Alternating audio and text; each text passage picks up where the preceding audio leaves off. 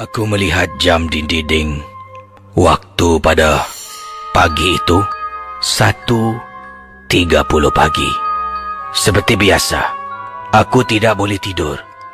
Setiap kali 1:30 pagi, aku akan dengar suara arwah isteri memanggil-manggil nama aku datang daripada tingkap di bilik tidurku.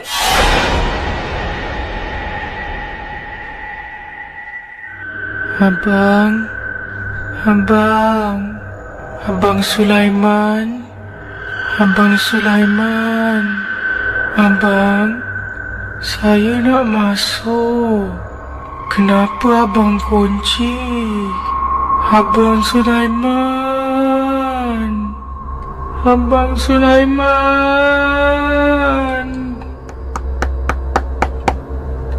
Abang.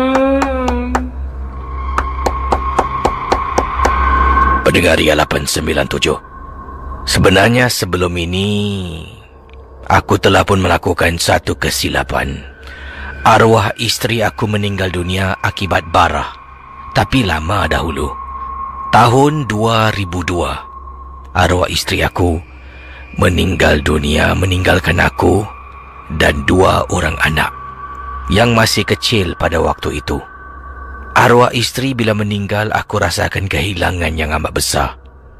Sebab aku dengan isteri memang cukup rapat. Sebelum ini, aku berat untuk berkongsi, tetapi pernah bermain dengan api. Ialah bila orang yang kita sayang pergi, bila datang sesuatu yang menyerupai orang yang kita sayang, kita tidak akan lepaskan. Itu yang berlaku kepada diri aku. Setiap malam aku tidur, aku akan tidur kononnya bersama dengan arwah isteri. Memang susah nak percaya. Terpulanglah pada anda yang mendengar. Tapi yang datang tu dekat atas katil bukan arwah isteri aku. Bukan. Yang datang tu adalah jin yang sentiasa berjanji ingin memisungkan kita. Itulah yang berlaku. Malam-malam hari kalau aku tidur, pada mulanya isteri datang, masuk dalam rumah senang, melalui tingkap bilik. Yang pertama aku kena, malam yang isteri aku meninggal tu, keesokan malamnya, aku tengah duduk dekat katil seorang diri, anak-anak dah kasih tidur. Aku duduk dalam bilik seorang diri, aku pegang gambar isteri, aku menangis. Sayang, kenapa saya tinggalkan abang? Abang tak boleh terima saya. Kenapa saya tinggalkan abang? Menangis, terisak-isak. Tiba-tiba, aku tidur pada waktu malam. Sedang tidur nyenyak. Dalam mimpi, isteri aku datang. Abang,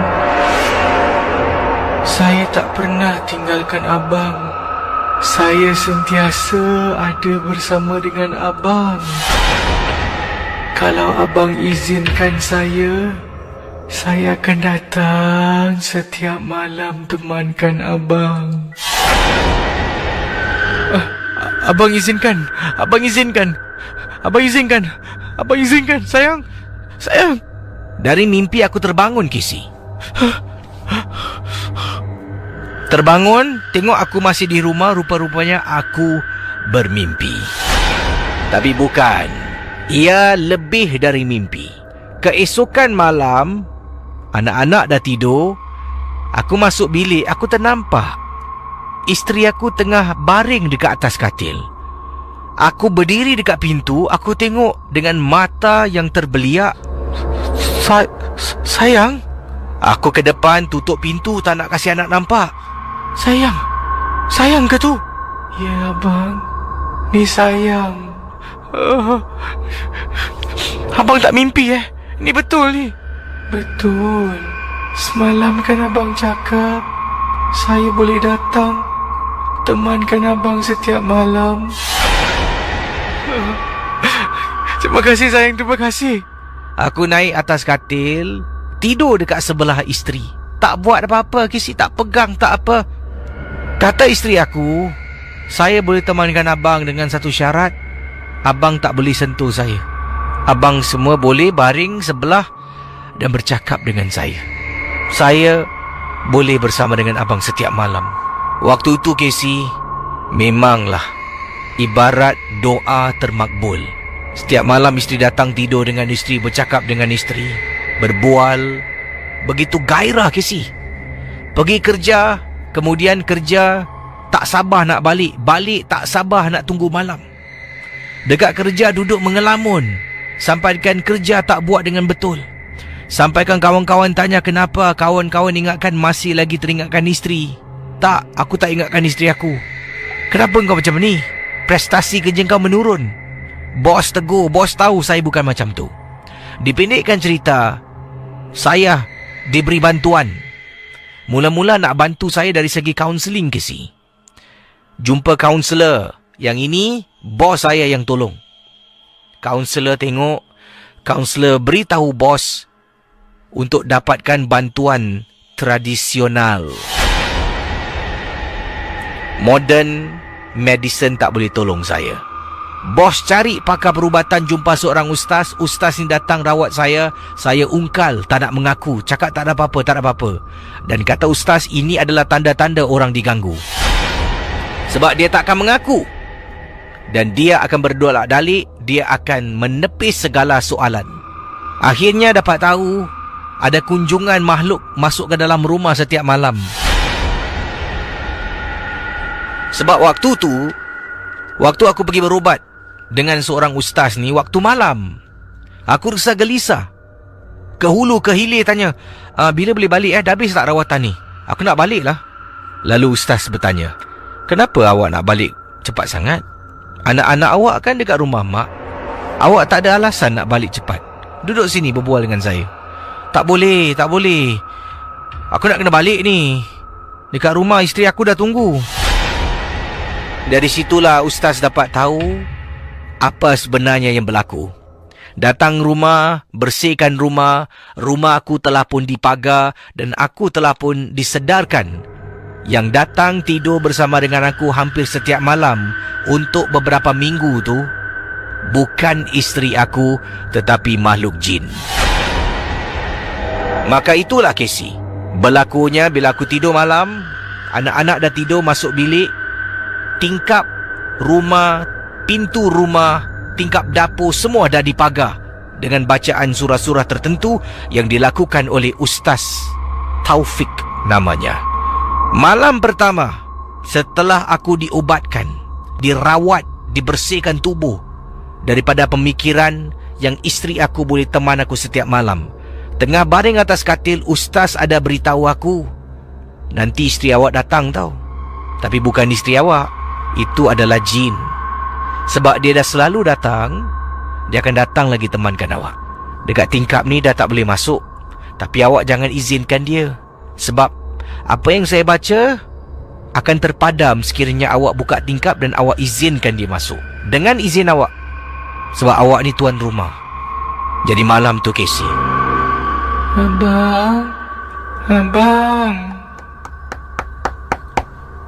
Abang,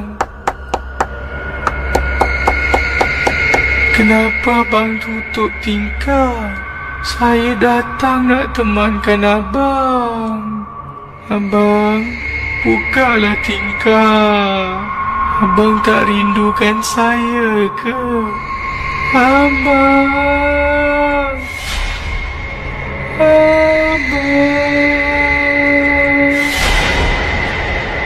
malam yang kedua datang lagi Casey. Ketuk-ketuk tingkap, panggil saya abang, abang. Sampaikan saya nampak wajah isteri dekat tingkap. Malam ketiga tak dengar orang ketuk tingkap. Anak saya datang bilik. Baba. Baba, nampak Umi dekat tingkap, Baba. Umi nak masuk. Dia mula ganggu anak yang tengah tidur, Casey. Umi kan dah tak ada, dah meninggal. Ada bah. Tu dekat tingkap tu Umi bah. Aisyah, ini Umi. Aisyah suruh Baba buka tingkap. Umi datang ni. Baba buka tingkap, Umi nak masuk. Baba buka tingkap. Umi dah meninggal. Jangan masuk bilik ni, pergi tidur dekat sebelah. Anak saya menangis, meronta suruh buka tingkap Casey. Umi! Umi! Umi! Satu yang dah bangun, satu tengah tidur. Seorang lagi anak saya pun bangun. Bangun dari tidurnya Casey. Bayangkan pendengar Ria 897 FM. Perkara ini berterusan untuk beberapa hari sebelum gangguan ini berhenti. Memang susah Casey. Sampai anak saya demam selepas itu, sakit. Mula-mula dia tak ingatkan sangat. Setelah dia nampak makhluk tu, malam-malam nak tidur, Umi, Umi, Umi. Anak saya yang bungsulah yang menjadi mangsa keadaan. Sekian. Terima kasih kepada Casey membaca kisah saya Sulaiman. Terima kasih kepada para pendengar Misteri Jam 12 yang sudi mendengar pengalaman saya. Bukalah tingkap. Aku dekat tingkap. Misteri Jam 12, Ria 897 FM bersama dengan saya, Casey. Ya, setiap malam rancangan MJ12 mempunyai fan yang begitu ramai sangat-sangat peminat rancangan MJ12 ini. Dari Singapura, dari Malaysia, ya. Ada yang sedang mendengar MJ12 di Australia. Terima kasih pada teman-teman di Australia. Ada yang sedang mendengar. Yang ini kita ada mana ni kejap Faiz Zudin. Beliau juga berkongsi kisah beliau menetap di Jepun, dah pun masuk tahun ke-5 tinggal di Jepun dan juga mendengar Misteri Jam 12. Katanya suka dengan kisah-kisah seram. Dekat Jepun, Casey, saya ada beberapa pengalaman yang seram. Saya nak kongsi kata Din nama yang digunakan Okey, Din akan saya kongsi dengan ataupun baca kisah anda sebentar nanti. Terima kasih pada teman kita yang berada di Jepun. Kita juga ada pendengar kita di mana lagi? Daripada ini dari Amsterdam. Akak-akak kita, terima kasih. Ini kita juga ada pendengar kita dari Sarawak, dari Sabah, dari Indonesia. Hai Casey, nama saya nama saya mana ni? Misha.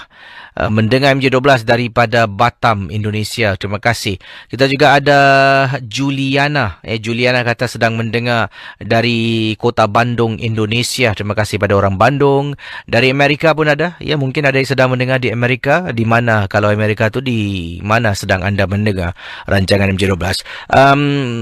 Harap maklum, sejak semalam sebenarnya tekak saya dengan saya ada selsema dan sakit tekak. Tapi dah jumpa doktor, dapat MC, tapi saya tidak ambil MC, saya bertugas menemani anda lah. Dan kalau saya mungkin cakap suara sengau sikit ke, dan tiba-tiba suara garau tu terkehil, faham-faham je lah. Kisah yang pertama tadi bagaimana? Dan jangan lupa untuk show some love, lungsuri Facebook Ria. Dan saya baru muat naikkan upload poster bersama Casey Champion di Ria 897 FM dalam Misteri Jam 12. Walaupun rancangan ini dari Singapura, ia tidak ada kenal erti negara, ya. Kita adalah serumpun peminat-peminat kisah seram. Tak kisah dari mana anda sedang mendengar, yang pasti anda adalah pendengar setia rancangan Radio Ria Misteri Jam 12. Jadi jangan lupa untuk show some love, lungsuri Instagram. Saya nak tengok malam ni gambar Misteri Jam 12 dengan saya mengenakan t-shirt bendera Singapura ni. Berapa banyak love boleh kita dapat. Ini adalah menyatukan kita walaupun di Singapura, saya di sini, anda jauh mungkin sejauh Sarawak seperti pendengar kita bernama siapa lagi ni, ada yang kata ini daripada Robert katanya peminat rancangan Misteri Jam 12 dari Sabah yang suka mendengar rancangan ini. Kisah-kisah setiap malam memang menyeramkan. Kita juga ada teman kita Liza dan sebagainya. Jadi jangan lupa untuk lungsuri Instagram Ria. Gambar yang baru saya upload, boleh anda show some love, ya. Berapa banyak love boleh dikongsi sama. Ini saya nak tahulah mungkin jadi kita pun tahu berapa banyak respon yang kita dapat. Ya, terima kasih pada anda yang telah pun show some love motif untuk gambar Misteri Jam 12 malam ini. Saya akan teruskan kisah berikut ini. Karak Highway. Ya, ataupun Lebuh Raya Karak. Kalau anda Google Karak Highway, misteri Karak Highway, memang banyak kisah seram yang dikaitkan dengan Karak Highway. Dan lazimnya ia melibatkan sebuah kereta, iaitu kereta jenis Volkswagen, yang mana Volkswagen warna kuning lah, tidak ada pemandu lah, dan macam-macam lagi kejadian yang berlaku.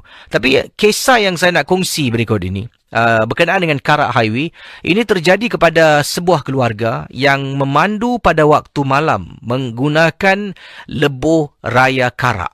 Ya, pengalaman yang diceritakan ini, kisah yang dikongsi sama, amat menyeramkan. Lebuh Raya Karak, satu keluarga naik satu kenderaan MPV, ataupun MPV katanya, memandu jenis MPV yang besar, Hyundai Starex. Wah, Hyundai Starex ni saya rasa besar. Tempat duduknya mungkin boleh muatkan dalam 10-11 orang. Jadi ini pengalaman yang diceritakan berlaku. Kisahnya kita teruskan dalam Misteri Jam 12. Baik saudara, kita akan teruskan kisah yang saya katakan awal tadi berkenaan dengan Lebuh Raya Karak. Malam itu, aku, isteri, 3 orang anak berusia 4 tahun, 8 tahun dan 10 tahun. Aku memandu kenderaan aku menuju ke arah Kedah. Perjalanan yang jauh dan aku suka memandu pada waktu malam. Menaiki kenderaan MPV yang besar, Hyundai Starex, bukanlah nak menunjuk, tapi nak berikan gambaran kenderaan yang dipandu ini. Isteri duduk di bahagian depan, 3 orang anak duduk di tempat duduk belakang. Kemudian bahagian belakang ada satu lagi tempat duduk, dan bahagian paling belakang ada satu lagi tempat duduk yang kecil. Biasalah kalau memandu waktu malam, anak-anak dengan isteri akan tidur bangun. Ketika kejadian ini berlaku dekat Lebuh Raya Karak, sedang memandu, tiba-tiba anak aku yang berusia 4 tahun bangun dan mencari ibunya. Menangislah tiba-tiba. Kemudian kejutkan isteri yang sedang Lina tidur. Sayang. Ya bang. Ni Lina nangis ni, angkat dia. Jadi Lina yang duduk di belakang menangis berdiri dekat tepi seat ibu. Ibunya terpaksa pusingkan badan untuk angkat Lina ke depan supaya boleh tidur dekat pangku ibu. Jadi ibu ataupun isteriku pusing ke sini. Isteriku pusing ke belakang untuk mengangkat anak aku.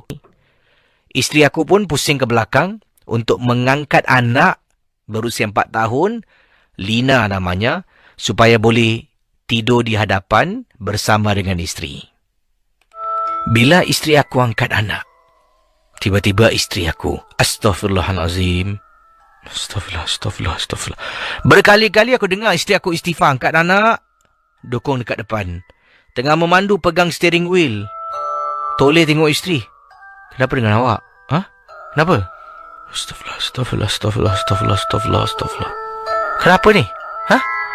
Bila aku toleh ke belakang, aku nampak di tempat duduk paling belakang ada orang rambut panjang tengah duduk di tempat duduk belakang, dan keadaannya memang amat menyeramkan.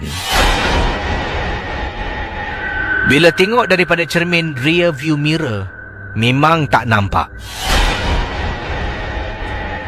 Sekali lagi pandu dengan perlahan sebab malam. Tetap nak tengok belakang ni.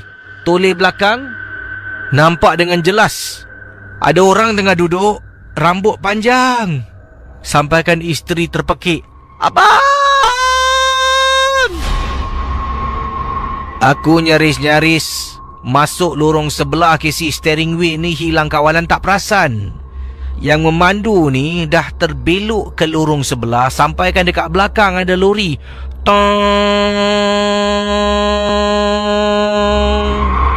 Sebab aku pandu perlahan dekat lorong paling kiri, nak tengok belakang.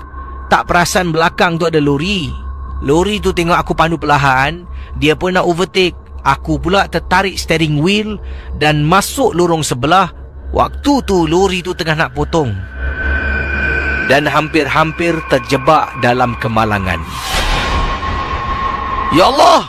Dengan segera tarik balik steering wheel, kawal. Nasib baik pada waktu itu aku memandu dalam kelajuan yang perlahan sangat. Jadi dapat kawal kenderaan aku dengan begitu mudah. Baru teringat, di Malaysia ada beberapa kes kemalangan yang berlaku. Ada yang teruk, penumpang pemandu meninggal dunia di tempat kejadian. Ada yang penumpang dan pemandu cedera parah. Ada yang umurnya panjang, cuma kenderaan saja yang rosak. Dan rata-rata yang masih hidup bila ditanya, mereka ternampak susuk tubuh lah. Orang melintas dalam secara mendadak. Tiba-tiba ada orang jalan dekat depan. Tiba-tiba ini, tiba-tiba itu. Ini bermakna apa jua yang isteri aku ternampak sampaikan aku toleh ke belakang. Makhluk tu memang sengaja nak suruh aku toleh supaya aku kemalangan jalan raya dan mungkin menyebabkan kematian dalam keluarga. Di sini aku nak nasihat. Ini pun satu kesilapan yang aku buat. Ingatlah, kalau mungkin ternampak sesuatu sekali pandang, jangan tengok lagi. Nak-nak bila tengah memandu. Sebab dia memang sengaja nak suruh kita toleh dan toleh sampaikan kita puas. Selagi tak puas, kita akan ada satu masalah yang kita tak tengok dan tak nampak dengan jelas. Kemungkinan akan menyebabkan kemalangan jalan raya. Saudara, berikut ini kisah ingin saya kongsi dengan anda. Pengalaman yang diceritakan ini adalah sebuah hotel yang pernah didiami oleh seorang pendengar. Hotel ini sebabnya hotel ini ada banyak ada banyak cawangan hotel ini. Mungkin tak semua hotel yang dimaksudkan ini berhantu, ya. Tapi hotel yang disebutkan ini adalah sebuah hotel yang diberi nama Black Swan. Ini terletak di UK, United Kingdom. Kisah yang dikongsi ini datangnya daripada Kak Rahma. Yang mana kakak Rahma ni ada masalah menempah sebuah hotel. Yang mana suaminya dengan beliau ni dah kerap kali lah travel around the world. Jadi dipendekkan cerita, satu hari ni suaminya dah tempah hotel dekat kawasan yang mana Kak Amnah ni nak pergi dengan suaminya bercuti lah. Bila sampai dekat hotel mereka tempah ni adalah sebuah hotel agak mewah. Pihak hotel tu mengatakan mereka tidak terima sebarang registration, ya. Dan sememangnya benar, tak tahu macam mana ada hiccups menerusi tempahan online. Dan sebenarnya hotel tu telah pun menghantar tempahan yang tidak lulus. Tetapi suaminya sangkakan itu adalah email yang dia dapat tu email confirmation. Sebab dah selalu buat. Jadi bila benda ni berlaku dapat email, oh confirmation lah ni. Dah tak apalah, dah tak payah check. Hari sampai dekat hotel, katanya booking actually cancel atas sebab-sebab tertentu yang mana kakak tak nak kongsi sama. Dan malam tu memanglah nak cari hotel susah. Kami terpaksa bermalam di sebuah hotel berdekatan, Black Swan Hotel. Hotel ni memang nampak rundown sangat, Casey. But we have got no place to stay for the night. Ya, jadi saya dengan suami tengah marah, dah penat. Kita pun ended dekat hotel yang dimaksudkan inilah. Pergi check in, ada bilik kosong, Casey. Pergi. Kita pun tak tahu yang kita tinggal di hotel ni dikatakan dikenali sebagai antara hotel yang berhantu dekat United Kingdom. Bayangkan pendengar Ria 897 FM dikenali sebagai salah sebuah hotel yang berhantu. Penginap dekat hotel ni masuk dalam bilik dia, basic sangat-sangat. Bilik hotel ni mempunyai katil yang macam katil orang dulu-dulu. Dia ada empat tiers. Kemudian atas tu macam ada bumbung katil. Dan hotel ini mempunyai aura yang lama, Casey. Banyak sangat barang, kerusi, meja dalam satu bilik tu yang sempit. Tapi kakak okey lah, no problem, no choice, kena menetap dalam bilik ini, kata Kak Amrah. Malam tu tengah tidur dengan suami dekat bilik hotel ni. Kakak dengar dekat toilet ada orang main buka pipe, tutup pipe, buka pipe, tutup pipe. Kakak kejutkan suami, suami bangun, suami pun dengar. Suami nak pergi periksa. Suami masuk toilet, buka lampu, tengok pipe tu mengalir. Suami tutup balik pipe. Suami keluar dari toilet. Kakak tanya, bang, suami kata pipe dalam hotel ni ada bathtub. Bathtub tu punya pipe ada orang, macam ada terbuka lah. Suami dah matikan. Duduk balik. Beberapa minit kemudian, dengar lagi orang buka pipe, tutup pipe. Kali ni seram. Sebab suami physically dah bangun dari katil, pergi dekat toilet untuk tutup air yang mengalir tu. Bila suami saya dah buat, confirm lah takkan suami saya tutup tak betul. Kakak tengok suami kata awak tunggu sekejap Suami pun bangun, pergi lagi, tutup pipe tu. Casey, suami balik duduk, pendengar Ria 897 FM. Sekali lagi malam tu pipe terbuka. All we can assume, kata Kak Amrah, all we can assume is pipe dekat dalam bathtub tu rosak. Kita boleh berikan andaian macam tu lah, sebab tak nak takutkan diri, tak nak fikir yang bukan-bukan. Jadi last kita call reception, nak cakap toilet kita rosak. Call tak jawab Casey. Call tak ada orang jawab. Call tak ada orang jawab. And kita tak boleh tidur, knowing that we have to save water. Kakak ni tak boleh Casey. Air tu mengalir, mengganggu Casey. Macam we are wasting water, we are not doing anything. Lepas tu bunyi air tu bising, cannot sleep. Kakak pun bangun dengan suami, dengan marah, turun bawah, pergi dekat reception. Dekat reception tak ada orang. There's no one at reception. So we rang the bell. Kita tekan butang loceng beberapa kali. Ting ting ting ting. Tunggu seminit, 2 minit tak ada orang keluar. Ting ting ting ting ting ting ting ting ting ting. Baru ada seorang perempuan keluar daripada sebuah bilik. Jalan, mata tengah mengantuk, tidur dekat dalam agaknya. Dia keluar. Yes. Dia tanya, boleh aku tolong kau? Oh, kita daripada bilik ni. Pipe dekat atas. Pipe dekat atas ni rosak. Nak tidur tak boleh. Tutup, hidup balik. Tutup, hidup balik. Dia tanya lagi, which room again?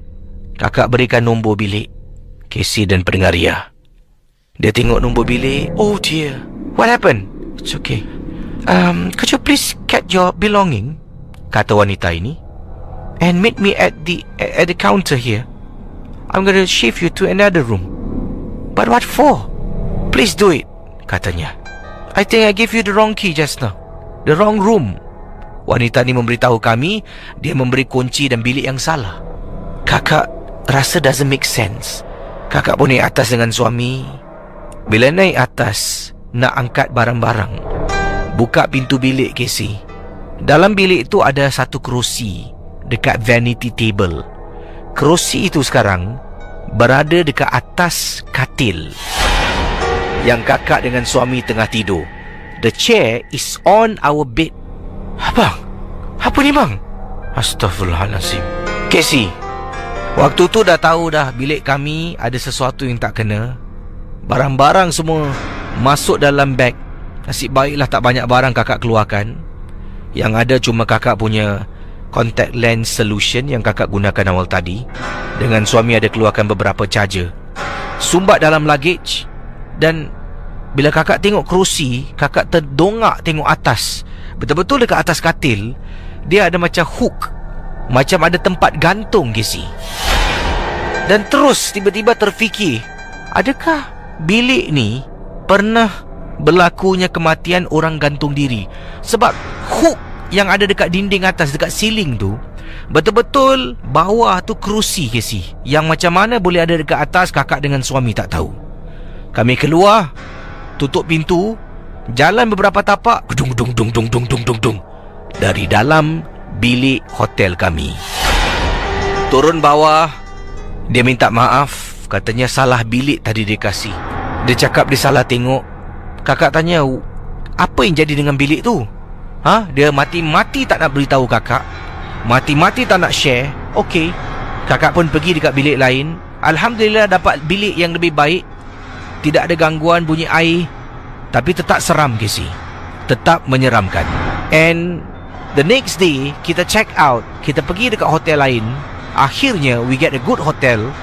Kakak pun dalam keadaan selesa bilik, kakak buka laptop, kakak surf tentang hotel Black Swan. Apparently dia tak cakap bilik nombor berapa, one of their room many years back ada kejadian perempuan mati gantung diri. Itu dia kisah Akak Amrah kita. Benar ataupun tidak, jangan mudah percaya, jangan terikut-ikut dengan apa yang dikongsi sama. Ya, ini hanya sekadar pengalaman peribadi. Mungkin pada waktu tu dia tengah marah ke. Kalau orang marah ni macam-macam kita boleh nampak. Tapi seram juga. Mungkin ada yang pernah menetap ataupun pergi bercuti di England ataupun di UK, hotel yang disebutkan awal tadi. Terima kasih pada Muhammad Firdaus Mokping yang berkongsi gambar dan kata di sini haunted Wiltshire Hotel, Black Swan Hotel yang dikongsi sama. Saya tengok gambar hotel ni pun dah seram. Sini hotel ke hostel ataupun motel. Dia tak besar, kecil. Ni saya rasa mungkin hotel 2 bintang, 3 bintang lah. Boleh saya bayangkan keadaan hotel ni. Terima kasih pada Muhammad Firdaus berkongsi gambar. Mungkin akak-akak kita yang menetap di UK pernah dengar. Seperti Akak Masdusa dan Kak Nurkia. Dan Kak... Siapa lagi? Satu lagi kakak...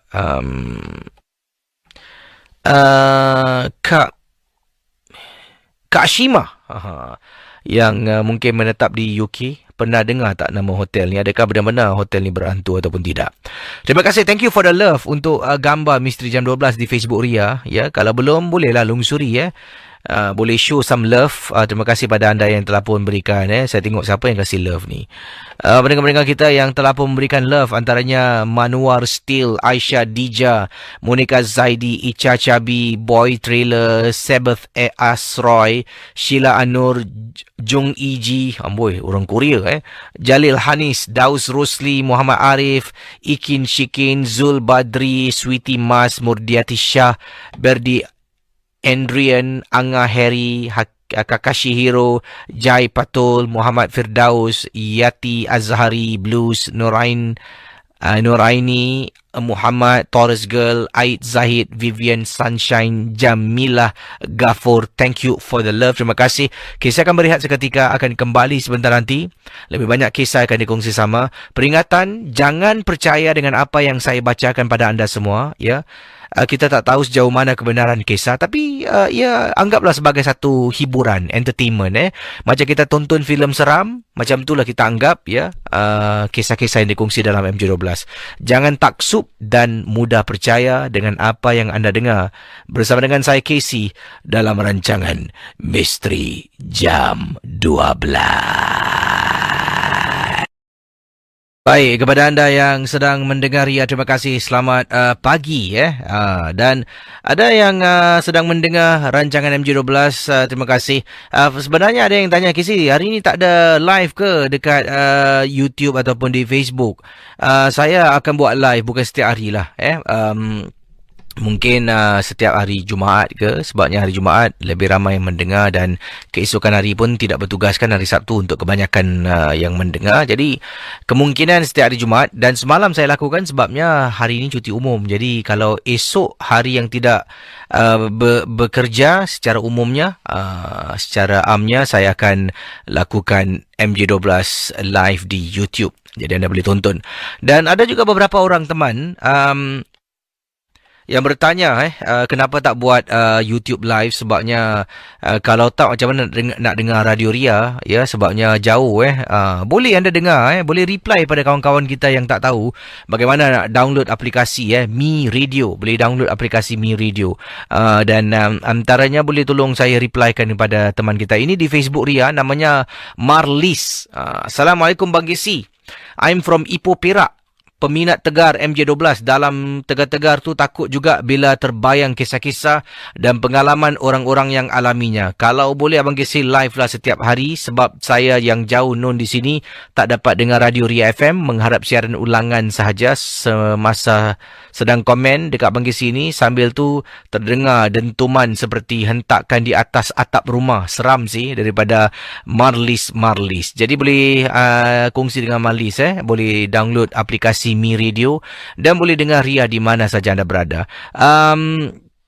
Yang ini kiriman daripada teman kita, daripada siapa ni, Sufi Sofia, pendengar setia dari Kulai Johor. Kalau satu malam tak dengar Casey baca kisah MJ12 ibarat minum kopi tidak bergula. Amboi.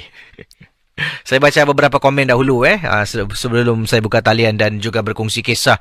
1TZ, Assalamualaikum, Waalaikumsalam. Serta semua pendengar MJ12 sedang bertugas di kawasan Pasir Panjang, sedang mendengar MJ12 dengan santai sambil memandu lori. Terima kasih pada anda yang mendengar. Mustafa Kir Rahman, saya, salam saya dari Taman Tun Dr. Ismail, Malaysia, berkongsi pasal Highway Karak. Highway Karak ni salah sebuah lebuh raya untuk ke pantai timur Malaysia seperti Pahang, Terengganu dan Kelantan. Lebuh raya yang berliku kerana merentasi Banjaran Titi Wangsa, Amboi, mempunyai R&R yang terletak di Genting Sempah. Lebuh raya ini juga adalah lebuh raya untuk ke Genting Highland, katanya Mustafa Kir Rahman. Terima kasih pada anda. Yang ini daripada Atoy. Katanya, Assalamualaikum, Waalaikumsalam. Saya juga ada pengalaman di lebuh raya Karak. Waktu tu saya sedang memandu waktu malam dengan kawan saya. Kita nak bermalam di Genting Highland. Biasalah nak suhu yang sejuk kan. Kita telah pun tempah hotel untuk 2 malam pada hujung minggu. Tengah memandu, kawan tengah tidur. Tiba-tiba saya terdengar dalam kereta ada perempuan menyanyi. Dalam sekelip mata saya tengok radio. Waktu tu radio saya memang saya matikan. Terima kasih yang ini dari Taufik Hidayat. Salam Casey, saya peminat salam dari Jurong, tengah driving dari JB nak balik Singapura sambil layan misteri jam 12. Oh, cuti umum dekat seberang tambak Taufik. Kita juga ada Mimi Asmarah. Casey dari Pioneer Jurong West. Anja mulai hook terus dengan MJ12 dari Casey. Cerita seram, padat dan sesangat. All the best, terhibur sangat-sangat daripada Mimi Asmarah. Terima kasih pada Mimi Asmarah. Macam baca hashtag kat bawah tu Ada hashtag tak boleh baca, membahaya, seram Okey, seterusnya kita ada teman kita yang berkongsi gambar ada juga yang katanya suka mendengar MJ12 dari Melaka dengar Mi Radio. Aisyah Dija, terima kasih. Sabah Love, Assalamualaikum Casey, peminat. Waalaikumsalam dari Labuan Sabah, orang Sabah sedang mendengar. Selamat malam Casey, saya dari Melbourne, Australia, dari Amran Ghani. Terima kasih. Kalau tak dengar MJ12 tak boleh tidur. Ribuan terima kasih Casey, terima kasih kembali. Dan kita juga ada Belinda. Belinda kata, Assalamualaikum Casey, Waalaikumsalam. Saya Belinda, sedang mendengar misteri jam 12. Saya suka sangat dengan kisah-kisah misteri yang dikongsi sama setiap malam. Dan terima kasih Casey kerana mengendalikan MJ12. Sebabnya seronok bila mendengar pengalaman-pengalaman misteri, kata Belinda. Okey, dan katanya sedang mendengar rancangan misteri jam 12 ini dari Amerika Syarikat di Colorado. Wow, Colorado Kita ada pendengar tadi yang katanya dari Seattle, yang ini dari Colorado mungkin saya belum setakat ini belum ada pendengar daripada Kentucky teringat ayam. Kentucky. Mungkin tadi ada pendengar dari New York yang juga berkongsi. Beliau sedang mendengar di Florida mungkin Okey, 669-11897. Mohon maaf kalau suara saya sengau. Saya memang sakit tekak dengan sel sema. Jadi sengau suara saya untuk beberapa hari ini. Walaupun ada cuti sakit, saya tak bohong dah dapat ubat cuti sakit, tapi saya rasa tak boleh lah minggu lepas cuti sakit sakit belakang. Ini cuti sakit lagi Nanti apa pula kata orang selagi hayat di kandung badan, selagi mampu, kita buatlah kerja yang terbaik untuk pendengar-pendengar semua harap-harap lah. Harap-harap dihargai lah.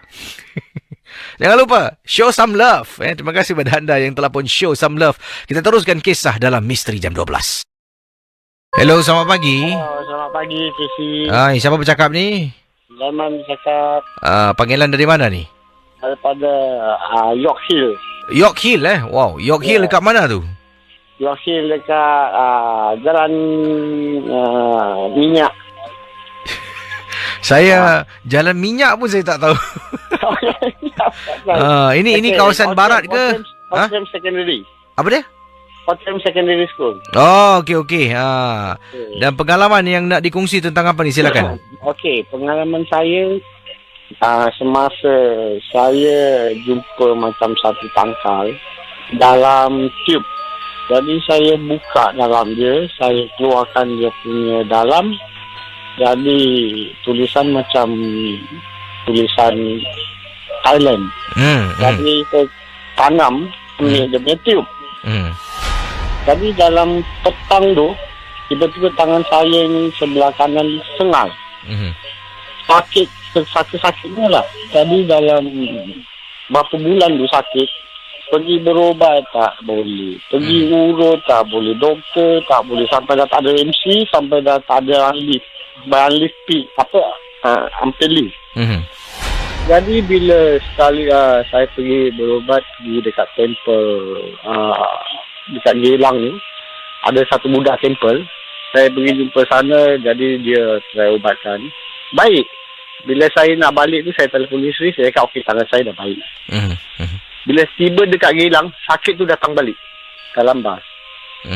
Jadi pada hari tu, besoknya dalam beberapa hari tu saya punya ulang tahun. Jadi bawalah anak bini pergi ke Pulau Ubin. Jadi sakit tu memang sakit lah, saya tak boleh tahan, tapi saya lawan lah sakit dia. Cara ulang tahun saya kan nak kasih anak-anak isi happy kan. Jadi saya tahan sakit tu. Ada satu tempat ni, bila saya dah sampai dekat Walker Hill, saya ada dengar cerita yang pasal yang Walker Hill yang diorang bikin ni, macam test kan. Ada yang sekali yang last week, ada yang perempuan tu cerita 7 orang dengan Casey, yang dia naik Walker Hill sampai dia punya ustaz tu nak baca mantra pun sampai terbatuk-batuk kan. Memang Walker Hill tu dia punya hantu penunggu tu memang kuat. Pasal saya bila naik dekat Walker Hill tu, sakit sikit pun tak ada. Tak ada sakit pun. Sampai saya cakap dengan isteri saya, dekat sini sakit saya pun dah hilang pun. Jadi saya duduk dekat atas batu, atas bukit tu, ambil gambar apa segala semua, isyak rokok jalan turun bawah. Saya kata sakit saya pun dah hilang.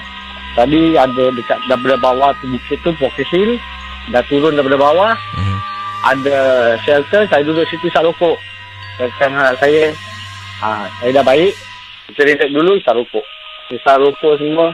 Saya tu dah habis, kita pun kaya basikal. Saya pun happy lah, dah baik. Dalam berapa meter tu jarak jauh tu, so macam saya tersedak, tu sakit tu datang balik hari tu.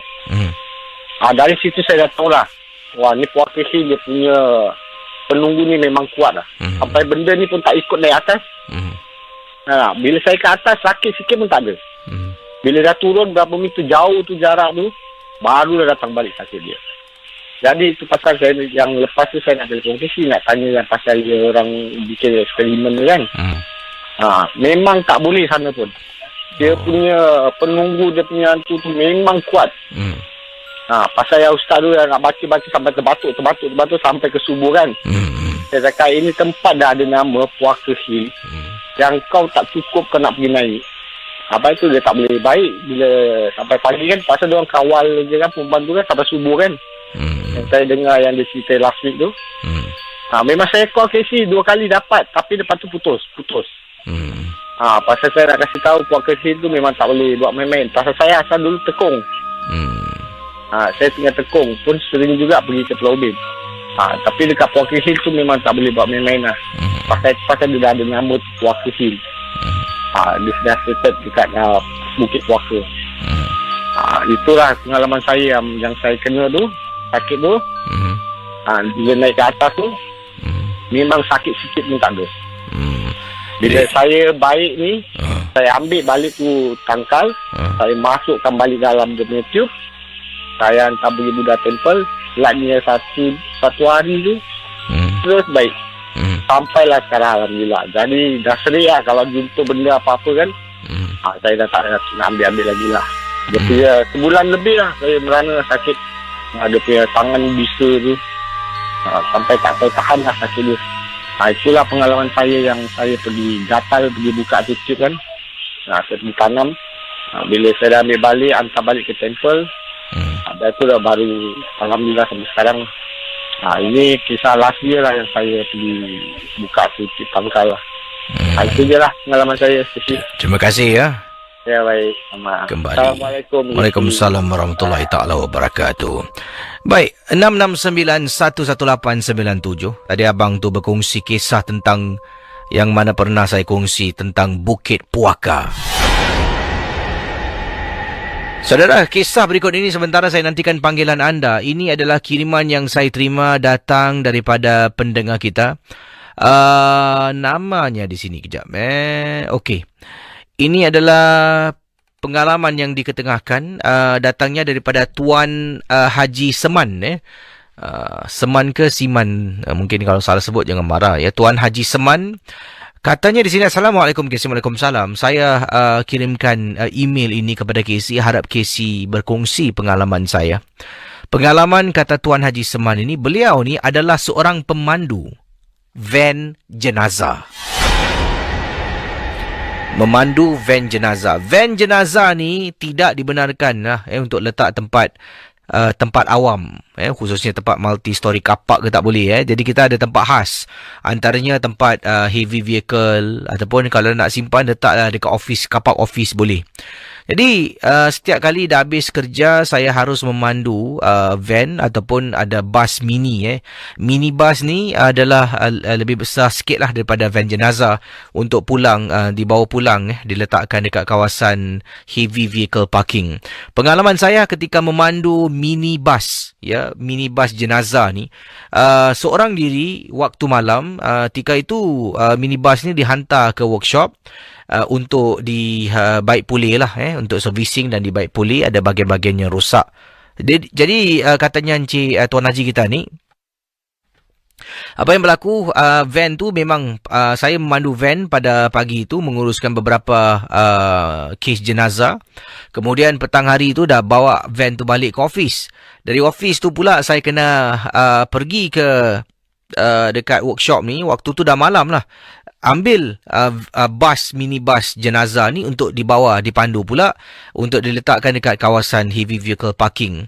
Dan saya ke sana menaiki taksi ke workshop. Workshop tu dah letakkan kunci, dah sembunyikan. Workshop dah tutup. Saya pun ambil kunci dan masuk bus. Saya hidupkan enjin dan terus mengantar bus tu untuk parking. Daripada tempat parking bus tu, di situ memang saya letakkan motosikal saya dekat kawasan tu.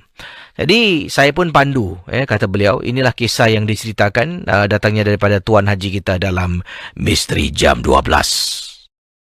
Ketika Tuan Haji sedang memandu bas jenazah, saya terdengar ada perempuan menangis dekat tempat duduk paling belakang. Ini pernah berlaku. Perempuan menangis tempat duduk paling belakang. Saya tak toleh belakang. Saya tak tengok cermin. Saya tahu ada sesuatu dekat belakang. Saya biarkan dia menangis. Kemungkinan ada kalanya saya pernah bertanya pada seseorang yang mahir dalam bidang gangguan mistik ni. Ada manusia ni dia meninggal dunia. Ada kalanya korinnya terlampau attach, katanya terlampau rapat sangat dengan tuan punya badan. Bila tuan dia meninggal, dia dapat rasa kesan. Sebabnya dia tidak ada mempunyai tubuh lagi untuk mendampingi tuan. Jadi korin yang menyerupai tuan akan duduk menangis meratap macam manusia. Makhluk jin ni, korin, sama macam manusia. Mereka ni ada perasaan, ada nafsu. Itu yang dikatakan di sini. Jadi dia boleh menangis macam manusia, dia boleh melakukan hubungan-hubungan tertentu macam manusia. Jadi malam tu tengah memandu, saya dengar menangis, tangisan dekat belakang. Saya tak toleh, saya tahu. Saya teruskan perjalanan sampai tempat letak kenderaan. Saya turun, naik motor dan pulang ke rumah. Kesian sungguh Casey. Ada yang meninggal dunia mendadak. Saya dah uruskan banyak kes-kes jenazah. Ada yang pagi suami keluar pergi kerja, isteri salam, Casey, salam. Nanti petang nanti suami balik lah, boleh masak. Suami pergi kerja, tak balik, kemalangan jalan raya. Ada yang anak keluar pergi sekolah, nanti balik anak aku, bolehlah aku ajar tuition ke, bolehlah makan. Anak keluar pergi sekolah, tak balik-balik, kemalangan jalan raya ataupun jatuh dekat sekolah dan sebagainya. Ini minta maaf, saya kongsi sedikit pengalaman peribadi sebagai pengurus jenazah. Jadi bila ini berlaku, orang rumah, suami ke isteri, mak, bapa, nenek, datuk, tak boleh terima sebabnya kehilangan secara mendadak. Kalau orang tu sakit bara, sedikit sebanyak kita dapat mengikuri perjalanan dia untuk mengembuskan nafas terakhir. Kita tahu dia sakit, kita dapat meluangkan masa, dapat curahkan kasih sayang, dapat juga bercakap dengan dia sampai ke saat dia mengembuskan nafas terakhir. Tapi kalau mati mendadak, ada satu kes seorang isteri, kata Tuan Haji kita ni, ketika saya sedang mandikan suaminya menunggang motosikal, kemalangan jalan raya terselit bawah bas. Isteri menangis.